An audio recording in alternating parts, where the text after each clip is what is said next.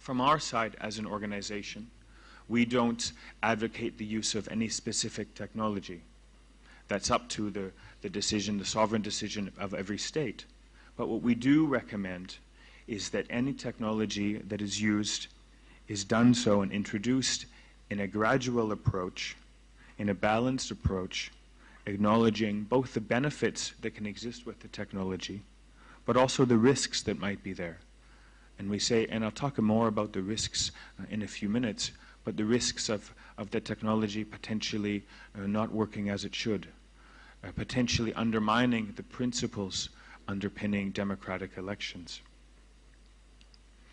When we look at a timeline for implementation, we would recommend a gradual and balanced approach, introducing potentially a pilot phase in the beginning that will look at some of the key initial questions that I've discussed here today: feasibility, procurement, initial adaptation of legislation.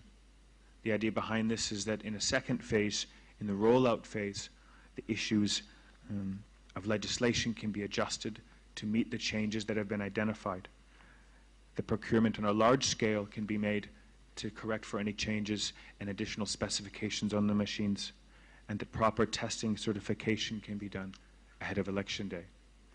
And while I understand there might be challenges to this in some contexts to have a multi-phased approach, this is, in our opinion, from the observation that we've seen, is what allows the systems that have been introduced to be sustainable and to grow. If you look at any system that is being used, any technology in elections, none of these systems have been perfect from the first implementation at a pilot stage.